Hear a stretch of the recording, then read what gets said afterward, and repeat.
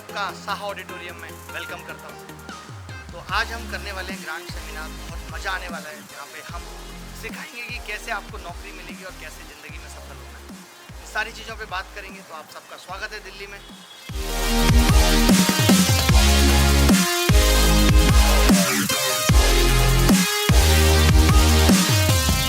और ये पहली बार ऐसा हो रहा है कि हम ऑफलाइन बच्चों से मिल रहे हैं लगातार 2 साल ऑनलाइन पढ़ाने के बाद। बहुत से ऐसे बच्चे हैं जिनको यूट्यूब से पढ़ाया, अनअकैडमी से पढ़ाया है। तो आज आप सबसे मुलाकात होगी, आप सबसे बातें होंगी, मैं जानूंगा आप सबके बारे में कि कहाँ कौन किस जगह पे आगे फंस रहा है कि वो सफल नहीं हो पा रहा है। तो चलिए शुरू करते हैं और मिलते हैं सबसे।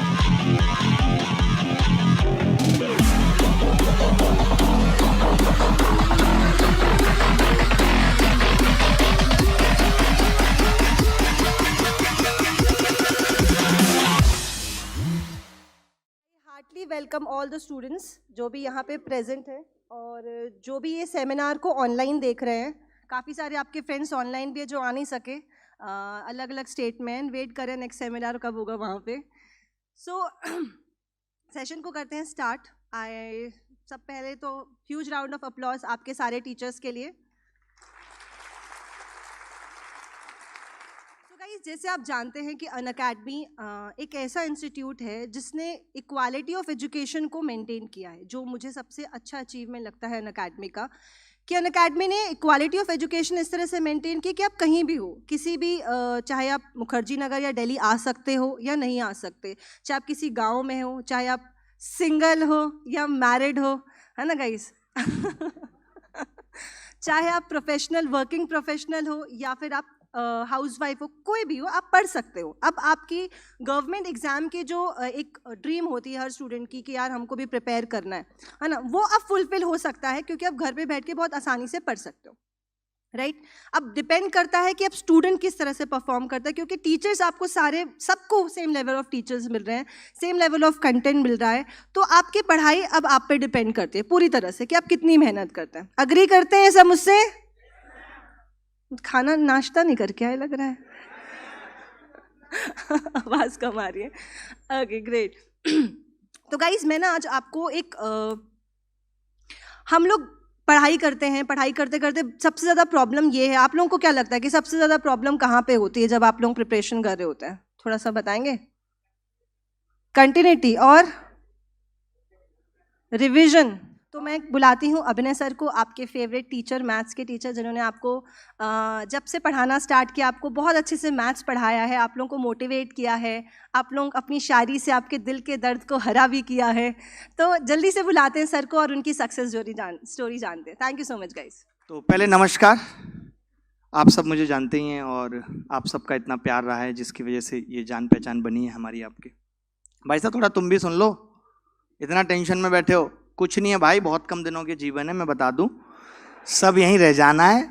क्या गया, क्या खोया, क्या पाया, ये शरीर पे लीज पे मिला हुआ है 60-65 सालों के लिए, इसको भी छोड़ के चला जाना है। जब हम जाएंगे यहाँ से तो लोग कहेंगे, जैसे आप देखते होगे अभी लता मंगेशकर जी गई, लोग कहे लता मंगेशकर चली गई जबकि सामने पड़ी थी।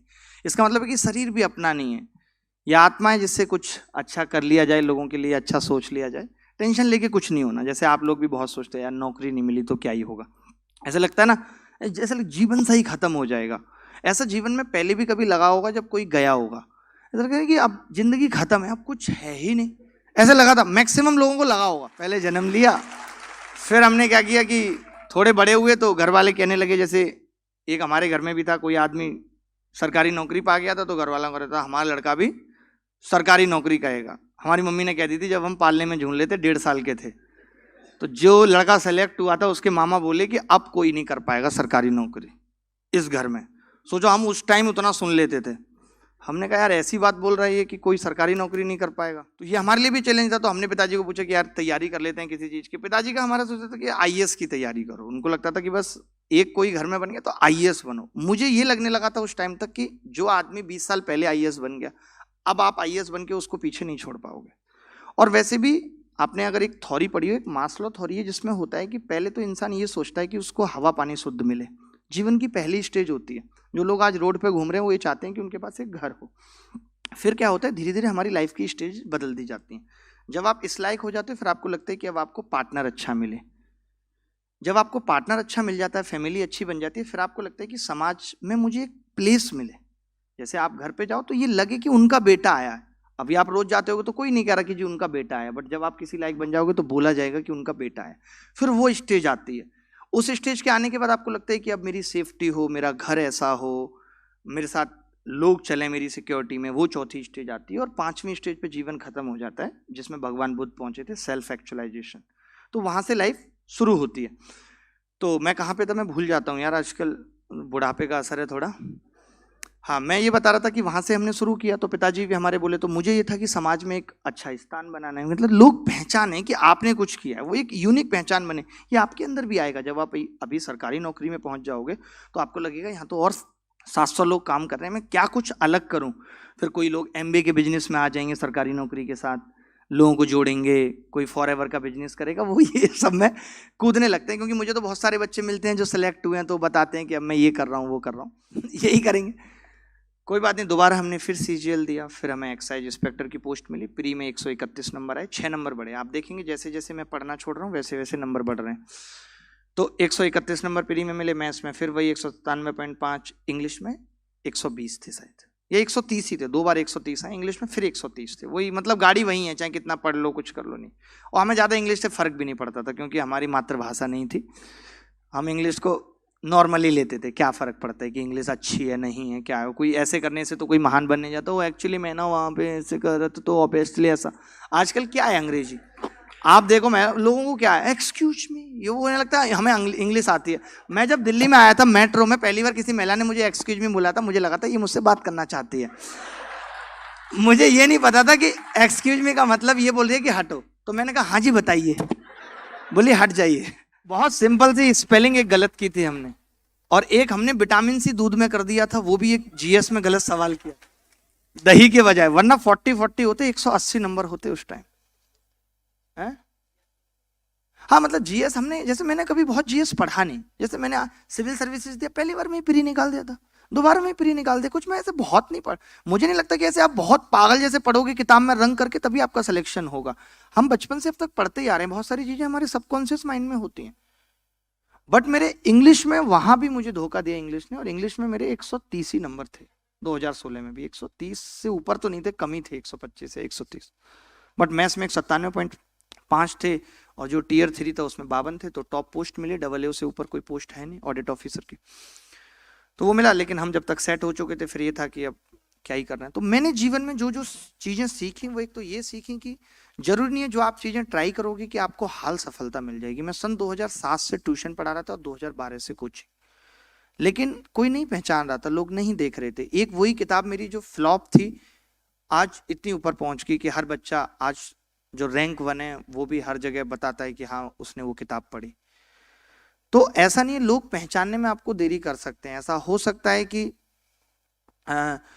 अभी लोग आपके टैलेंट को ना पहचाने, लेकिन एक दिन आएगा वक्त, हम क्या करते हैं, हम बीच में से छोड़ जाते हैं, हम हिम्मत हार जाते हैं।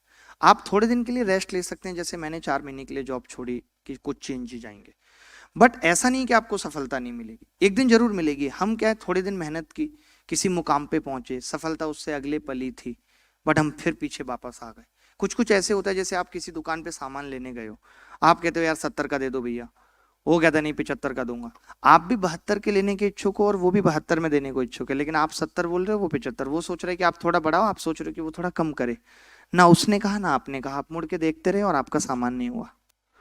तो बहुत सारी चीजें जीवन में, या आप किसी के घर जाते हो, किसी ने आपको चाय के लिए पूछा, आप कहते हो नहीं नहीं अभी ले लेंगे, आप तो ऐसे बोल देते हो, फिर दोबारा पूछा, अरे नहीं ले लेंगे। हमारा जैसा आदमी क्या है कि बात को बहुत वैल्यू करता है, आपने 2 बार मना कर दी, हम समझेंगे आप नहीं लेंगे। मेरे घर ऐसे हमेशा होता है, कोई आता है रिश्तेदार, खाना मांगना पड़ जाता है उसको, वो 2 बार कहेगा, मैं कि ठीक है, मुझे लगा आप नहीं लेंगे। तो आपको लगा कि ये तीसरी बार पूछेंगी आंटी, तो हम कह देंगे ठीक है चाय ले आओ, बट उन्होंने तीसरी बार नहीं पूछा। तो जीवन में बहुत सारी चीजें सिर्फ इसलिए अधूरी रह जाती हैं कि किसी ने एक बार और नहीं कहा था। वो भी मानने के लिए थी कि अब की बार कहेगा तो कह दूंगी ठीक है, मुझे तो तुम पहले से ही पसंद हो, बट आपने नहीं कहा। तो बहुत सारी चीजें सिर्फ इसलिए अधूरी रह जाती हैं। तो इसीलिए लास्ट तक हिम्मत नहीं हारनी चाहिए। क्या पता अभी आपने पेपर दिया है और अब आपकी तैयारी इतनी अच्छी कि आपका इसी बार सिलेक्शन होने वाला हो, बट आप नहीं देते पेपर। आप तो उस दौड़ से ही बाहर हो जाते हैं कि पेपर ही नहीं देते। IAS में तो मैक्सिमम होता है, बच्चा तैयारी कर रहा है 7 साल से, कह रहा अभी तैयारी नहीं हुई इसलिए अटेम्प्ट नहीं दिया। मैं आपको बताता हूँ किसी भी एग्जाम की आपकी 100% तैयारी कभी नहीं होगी, कभी ऐसा होगा ही नहीं कि आप कहते हो कहीं से पूछ ले। आप अगर ये सोच रहे हो कि हम ये कह देंगे एग्जामिनर को कहीं से पूछ ले, ऐसा कभी नहीं होगा, कभी नहीं होगा।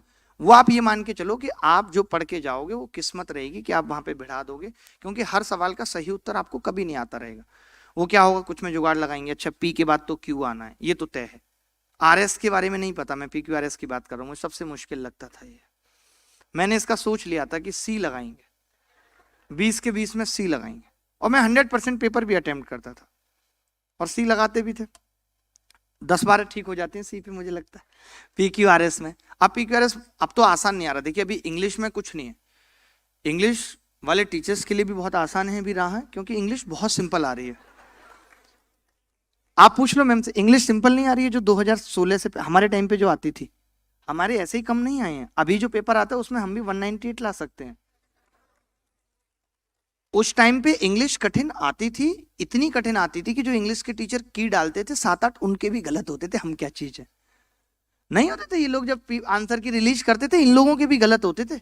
मैं मतलब और टीचर्स की बात कर रहा हूँ, मुखर्जी नगर में पहले की डाल देते थे टीचर जब ऑफलाइन पेपर होता था, तो उनके जब 3-4 गलत हो जाते थे SSC कुछ अलग आंसर देती थी। तो अभी इंग्लिश आसान आ रही है, जब तक आसान आ रही है तब तक कोई दिक्कत नहीं। लेकिन गणित का वही है, गणित भी आसान आ रही है ये नहीं कह सकते। 2012 में बहुत मुश्किल गणित थी, 2017 में बहुत मुश्किल गणित थी, अभी 18, 19, 20 में तो उतनी मुश्किल नहीं आई। बट SSC में प्रॉब्लम क्या है कि इतने ज्यादा लोग तैयारी करने के लिए आ गए कि कट ऑफ का लेवल बहुत बढ़ गया। आज आप SSC कट ऑफ सोचिए मत, SSC मतलब आपको 100% नंबर लेके आने। अगर आप SSC में सिलेक्शन के बारे में सोच रहे हो, इसका मतलब आपको 100% नंबर चाहिए। मतलब आप ये नहीं सोच सकते कि मैं पास हो जाऊंगा, मैं कट ऑफ से ऊपर ले आऊंगा। फिर आपका मिलना जुलना बढ़े, फिर कहीं 3-4 महीने बाद आप ये कहो कि यार आप हमें अच्छे लगते हो, शुरुआत यहां से हो। उसके बाद फिर वो आपको कहे कि आप सरकारी नौकरी लो, तो हम बात आगे बढ़ाएंगे, अपने घर बोलेंगे। फिर वो बात आगे बढ़ने में 1 साल चला जाता है। जब फिर आपकी सरकारी नौकरी लगती है, फिर बात आती है कि चलो अब इनकी एंगेजमेंट होगी, फिर तिलक होगा, और फिर जाके बात शादी पे आती है। कितना लंबा प्रोसेस है। अगर हम पहले दिन से ये सोचने लगे यार शादी, तब तो पागल हो जाएगा आदमी। इतना इंतजार कर पाएगा 2 साल? क्योंकि आप पता है वहां प्रेम करने लगते हो, और प्रेम में समय का पता नहीं चलता। जब आप किसी ऐसे इंसान के साथ होते हो जिससे आपको प्रेम है, तो समय शून्य हो जाता है, वक्त की शून्यता हो जाती है, जहां हमें पता ही नहीं लगता और वक्त गुजरता जाता है। ये चीज हम पढ़ाई के साथ नहीं कर पाते, क्योंकि हमें किताबों से प्रेम नहीं है। हम क्या है, नौकरी की तरफ भाग रहे हैं, बस हमें नौकरी चाहिए, नौकरी चाहिए।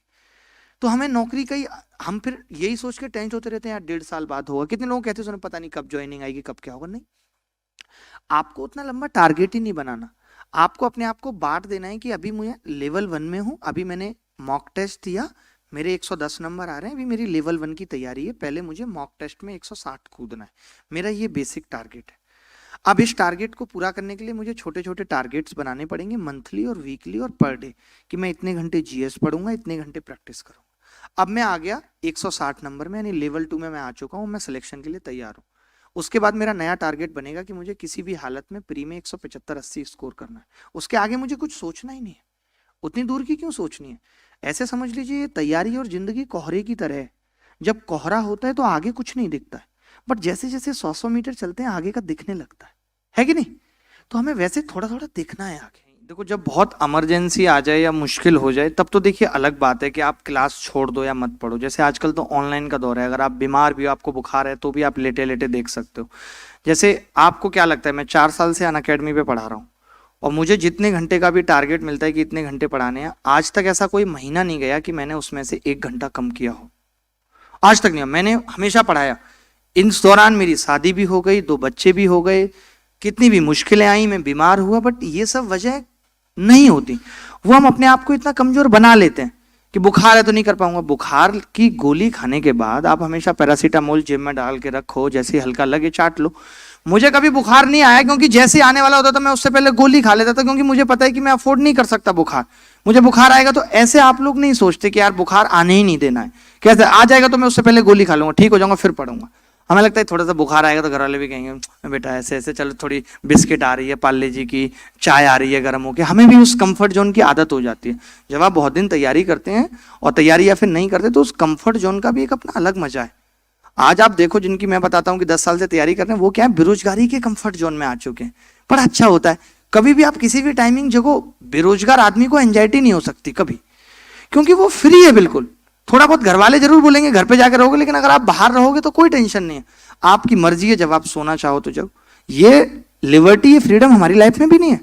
हमें रात को कितने बजे भी सोए तो भी पता है कि सुबह जगना है और क्लास लेनी है। उन्होंने लाखों बच्चों को सेलेक्ट करा दिया होता या खुद भी किया होता, तो जहां लगे कि टीचर का समझ में 70-80% ही आ रहा है, बाकी नहीं आ रहा है, तो समझ लो सही पढ़ाई चल रही है। और भैया टीचर की भी मजबूरी है। अब जैसे मेंस की अगर बात करें, मेंस की बात करें तो मुझे नहीं लगता कि अनअकैडमी में हमारे और मैडम के अलावा कोई मेंस पढ़ा रहा है। नहीं पढ़ा रहा ना कोई मेंस, कोई भी टीचर नहीं मेंस पढ़ा रहा। सबकी अपनी प्रॉब्लम क्या है। अब उसमें भी इशू ये है, प्री की तैयारी करने वाला बच्चा कितना है, 40 लाख।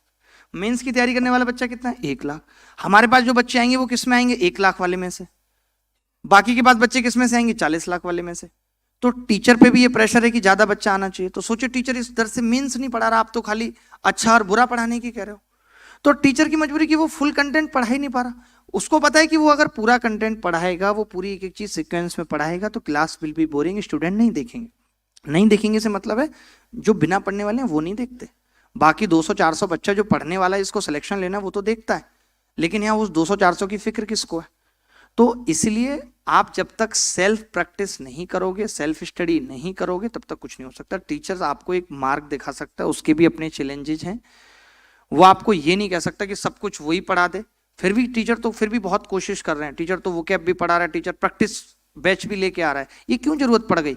पहले जब हम लोग ऑफलाइन पढ़ाते थे तब तो कभी प्रैक्टिस बैच नहीं आए, कभी क्रैश कोर्स नहीं आए, क्योंकि बच्चों की वैसी डिमांड आ गई। बच्चा चाहता है कि उसको सब कुछ टीचर से कराना है। और आप खुद ही देखो, अगर आप जैसे आपने कहा ना कि आप कॉपी या गाइड से पढ़ते रहोगे तो आप कभी सफल नहीं हो पाओगे। आपने 10th-12th में भी देखा होगा, जो लड़के गणित की गाइड ले लेते थे वो गणित में अच्छा स्कोर नहीं कर पाए। जब तक आप खुद से प्रैक्टिस नहीं करोगे, जब तक चीजें आपके हाथ से लिखी नहीं जाएंगी, आपके हाथ से नहीं निकलेंगी। तो कंप्लीट अगर आप पढ़ोगे तो मुझे लगता है जितना टीचर पढ़ा रहा है, टीचर से सीखो कि पढ़ना कैसे, और बाकी प्रैक्टिस करो, किताब से पढ़ो, प्रीवियस ईयर प्रैक्टिस करो, एसएससी की तैयारी में पीसीएस की घटना चक्र से सवाल करो, तो क्यों नहीं आएगा, फंसेगा। ये कहने की बात है कि जीएस से कुछ आ नहीं रहा, अगर आप पढ़ोगे तो आएगा। अच्छा नहीं, मैं बुराई नहीं कर रहा, मैं इंग्लिश की कैसे बुराई कर लूं, मेरे को जिस चीज के बारे में समझ ही नहीं, मैं उसके बारे में कैसे बोल सकता हूँ। मेरे लिए तो मुश्किल। अब मैं फुटबॉल देखना नहीं जानता, खेलना नहीं जानता, मैं किसी खिलाड़ी को कैसे देख के बता सकता हूँ कि ये अच्छा है या बुरा। मुझे पता नहीं। क्रिकेट के बारे में मैं कह सकता हूँ हाँ जी भुवनेश्वर कुमार अच्छी बैटिंग करता है या बुमराह अच्छी बैटिंग करता है, बाकी का मुझे नहीं आइडिया। तो एसएससी की थोड़ी सी तैयारी पे 5 मिनट में बात करके खत्म करते हैं इसको, कि एसएससी की तैयारी में जब आप रहोगे तो पहले तो कुछ चीजें हैं ऐसी जो परेशान करेंगी, उन पे बात कर लेते हैं। जैसे एक सबसे बड़ी चीज होती है कि बच्चे आजकल परेशान हैं कि सर रिश्ते अच्छे नहीं चल रहे। पहली चीज तो बच्चों को सबसे ज्यादा ये परेशान कर रही है। तो अगर आप एसएससी की तैयारी में अभी अभी उतरे हैं और ये सोच के दिल्ली आए हैं कि एसएससी से पहले रिश्ता चलाना है, तो आप भूल जाइए आपका कभी सिलेक्शन होगा। अगर आप पहले से किसी रिश्ते में हैं तो ठीक है, मैं ये नहीं कह रहा उससे बाहर निकलो, अच्छा चल रहा है तो मत निकलो, खराब चल रहा है तो बाहर निकलो। क्योंकि देखिए जीवन में क्या होता है कि ऐसा नहीं है हमेशा रास्ते सीधे मिलेंगे, यू टर्न लेने पड़ेंगे लाइफ में। कई बार लोग गलती क्या करते हैं, जो परेशान हो जाते हैं, जिनकी लाइफ खराब चलती है, जो फ्रस्ट्रेट हो जाते हैं लाइफ में, लोगों को ये लगता है कि यार मैं अगर इससे अलग भी हुआ, अच्छा नहीं चल रहा, तो शायद लाइफ खराब चलेगी। क्योंकि मेरे जीवन का बड़ा एग्जाम्पल है, यू टर्न कभी भी हाल नहीं मिलता। आपको जिस मोमेंट पे ये पता चले कि आप गलत आ गए हो, कि आप हाल यू टर्न ले सकते हो, नहीं, आप तो रॉन्ग हो जाओगे, चालान कट जाएगा। उसके लिए आपको थोड़ा और गलत चलना पड़ेगा और उस दिशा में चलना पड़ेगा जहां आपकी मंजिल नहीं है, और फिर आप यू टर्न लेंगे। तो एक तो आपको जीवन में यू टर्न लेना सीखना है। यू टर्न लेने का मतलब भी कुछ कुछ वैसा ही है कि जैसे हमें ना कहना सीखना। आज हम ना नहीं कह पाते। हमारा दोस्त कहते यार चल चाय पीते हैं, आज कितना समय हमारा सिर्फ चाय पे चर्चा में ही जा रहा है। हर आदमी अपने आप को पीएम समझ रहा है, चाय पे चर्चा कर रहा है। चल यार चाय पी के आ जाते हैं। आप जब भी पढ़ने बैठे ही थे, चाय पीने चल रहे। मैं देखता हूँ बच्चों को, कोई बच्चा आके कहते अजय पढ़ रहा है, अरे नहीं नहीं बता क्या काम, किताब बंद कर देता है, डरता है उससे, दोस्त से, कि पढ़ रहा है। भाई दोस्त से क्या डरना, पढ़ रहा है, हाँ मैं पढ़ रहा हूँ, तू भी जाके पढ़ भाई, इसीलिए आए हैं हम यहाँ। बट आप बचते हो। आपको किसी महिला ने फोन कर दिया, अरे यार आज क्या कर रहे थे, कुछ नहीं तुम बताओ, अरे क्या है, कुछ नहीं, खा लेते, आज तो कोई काम नहीं था, सीपी चलेंगे, हाँ मैं तो खुद ही सोच रहा था तुमको पूछूं सीपी चले, जबकि आपका प्लान था। तो आपके प्लान दूसरों की वजह से बदल जा रहे हैं। आप कुछ भी करो, कंसिस्टेंसी जिसको कहते हैं वो बहुत जरूरी है। आज हम टीचर्स हैं तो हमें भी टारगेट्स होते हैं कि यार मेरे को 80 घंटे क्लासेस लेनी है, तो हम लोग भी देखते हैं कि जैसे हमने प्लान किया हो आज सुबह 2 घंटे क्लास है और हम ना ले पाए, तो हमें भी अजीब सा टेंशन सी होने लगती है, यार मेरे 2 घंटे खराब हो गए, इससे अच्छा तो मैं क्लास लेके खत्म कर देता। तो ये जो कॉन्फिडेंस जिसकी हम बात करते हैं वो आता है अपने काम को करने से। हम पढ़ा रहे हैं, हमें पढ़ा के आता है, हम 2 घंटे सुबह पढ़ा लेते हैं, हाँ लगता है यार चलो आज का दिन ठीक है, पढ़ा लिया यार, काम खत्म कर दिया, यूट्यूब लाइव कर देंगे, एक अलग फीलिंग आती है। ऐसे आप जो कहते हो कॉन्फिडेंस की कमी है, कॉन्फिडेंस से खुशी आएगी, खुशी से मन अच्छा रहेगा, मन अच्छा रहेगा तो कहीं लगा पाएंगे, तो वो कैसे आएगा? पढ़ने से। आप कभी भी देखिएगा सुबह उठ के 4 घंटे पढ़ लीजिएगा, आपको अलग लगेगा पूरे दिन, आपको लगेगा यार आज कुछ अच्छा किया। जब आप नहीं पढ़ते, आज का आपने दिन बिना पढ़े गुजार दिया, जैसे आज आप यहाँ आए, तो भी आपका टारगेट होना चाहिए कि कुछ भी हो मेरी ये कोशिश होगी कि मैं आज भी 2 घंटे निकालूंगा। कंसिस्टेंसी तभी बनेगी, जैसे जो लोग अच्छे जिम करते हैं, जो कि लगातार जिम कर रहे हैं, आप उनसे कभी पूछेगा कि भाई साहब आप कहीं शादी वादी में नहीं जाते, आप लगातार कैसे कर लेते? तो वो बताएंगे कि मैं जिस दिन कहीं जाना होता है तो मैं घर पे ही 15-20 मिनट करता हूँ, लेकिन करता जरूर हूँ। आपको जिस दिन कम वक्त है आप कम पढ़ लीजिए, बट पढ़ना जरूर है। अगर आपने एक भी दिन छोड़ दिया, जिम जो लोग गए उनको पता होगा कि आपने अगर जिम स्टार्ट की पूरे जोश से और आप 10 दिन तक गए लगातार, तो आप 11वें दिन सिर्फ इसलिए जाते हैं कि आप कल तक गए थे, 10 दिन है ब्रेक ना हो। लेकिन अगर आपने ब्रेक ले लिया तो फिर 2-3 दिन बाद फिर ब्रेक होगा, क्योंकि अब आपको ब्रेक की भी आदत हो। फ्री में मार्क्स आ जाए, फिर टारगेट बनाओ कि मुझे मेंस देना है, और फिर मेंस देने के बाद टारगेट बनाओ आपको टियर 3 देना, और फिर अपने आप नौकरी मिल जाएगी। तो स्टेप बाय टारगेट बनाने पड़ेंगे। एक लंबा टारगेट सिर्फ नौकरी देखोगे तो आप अपने आप को तैयारी में बना के ही नहीं रख पाओगे, क्योंकि जो भी हम काम कर रहे हैं अगर हमें उससे प्रेम नहीं है तो वो काम बहुत भारी लगेगा, वो मुश्किल लगेगा, हम नहीं कर पाएंगे। आप खुद भी देखते होगे, जो सब्जेक्ट्स आपको अच्छे लगते हैं उसकी 2 घंटे पढ़ाई भी भारी नहीं लगती, और जो चीजें अच्छी नहीं लगती उसकी नहीं कर पाते, और मैक्सिमम बच्चे करते भी वही हैं। मैथ प्रिय सब्जेक्ट है तो मैथ से पढ़ते रहेंगे, इंग्लिश पे जाएंगे। और मैं तो अभी इतने सारे टॉपर्स से मिला तो मैंने उनसे यही जाना कि उनका टारगेट कभी जीएस में 50 नंबर था ही नहीं, और रखना भी नहीं है, क्योंकि उसके लिए एफर्ट इतनी लग जाएगी कि आप बाकी सब्जेक्ट्सों को देख ही नहीं पाएंगे।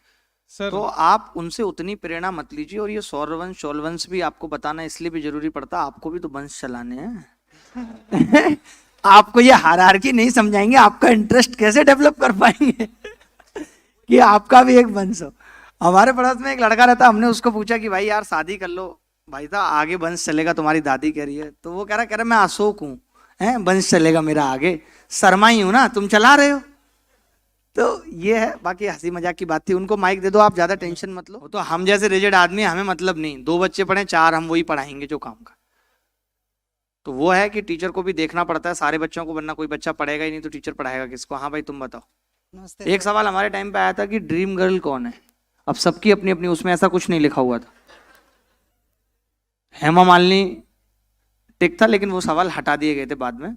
आपको तो याद होगा मैम, 2 सवाल आए थे एक बार 2014 में, बड़ा बवाल। अच्छा आपको नहीं, एसएससी ने नोटिस डाल के हटाया था। एक तो सबसे लंबी हीरोइन में दीपिका पादुकोण थी, जबकि मैं एक ऐसी महिला को भी जानता था जो हीरोइन अपने आप को समझती थी, लंबी भी थी, फिल्में नहीं आई थी उसकी। अब सब्जेक्ट होता तो मैं उसका नाम लिख देता, बाद में वो मुझे बुलाते कि इसके साथ आ जाना ऑफिस। ज्यादा पैसा या कम पैसा दुख की वजह होती तो आज हम किसी रिक्शे वाले को मुस्कुराते हुए नहीं देख पाते, बट वो मुस्कुराता है, वो अपने बच्चों के लिए चॉकलेट आता, शाम को 400 रुपये कमा के वो उस वक्त जन्नत में होता है, खुश है वो। यानी खुशी के लिए बड़ी वजह नहीं है। और परेशानी, जिस चीज से आप परेशान हो रहे हो, इसकी ये वजह नहीं है कि आपका 2019 में नहीं हुआ, आप क्या आपने आदत डाल के कि अब आप परेशान रहने लगे हो, तो आपको और भी बातों से परेशानी होने लगेगी। मैं जैसे कहता हूँ ना कि जिंदगी में परेशानियां कभी खत्म नहीं होंगी, वजह बदलती रहेंगी। अभी ये वजह है, अभी सिलेक्शन हो जाएगा, दूसरी वजह होगी आपकी आदत। इसके लिए जरूरी है कि हमारी मेंटल हेल्थ ठीक रहे, और इसके लिए जरूरी है कि हम थोड़ा योगा, मेडिटेशन, रनिंग ये सब करें। अगर हमारा दिमाग खुश रहेगा तो इन बातों से हमें फर्क नहीं पड़ेगा। जैसे आप देखते होंगे, कभी आप में से बहुत सारे बच्चे यहाँ बैठे होंगे जो सिर्फ यहीं बैठे हैं, उनको आगे पीछे का कुछ याद नहीं है कि अभी इसके बाद बस लेके घर पहुंचना है, ये करना नहीं, वो जी रहे हैं। आपके साथ क्या है, अभी भी थॉट्स चल रहा है कि यार मैं परेशान हूं, मैं टेंशन हूं। बहुत से ऐसे होंगे आधे जिनके दिमाग में अभी भी टेंशन चल रही होगी, यहाँ पूरे मन से नहीं बैठ पा रहे। तो ये बीमारी है, तो इसको हमें दूर करना है। सुबह सुबह टाइम से जगो, अपनी आदतें बदलो, लाइफ स्टाइल चेंज करो, ये सब टेंशन होना खत्म होना बंद हो जाएगी। जिनके पास नौकरी है उनको भी टेंशन है, इसका मतलब अगर नौकरी से ही टेंशन जाती तो उनको टेंशन क्यों है? यहाँ पे कोई बच्चे ऐसे हैं जो सेलेक्ट हुए हैं।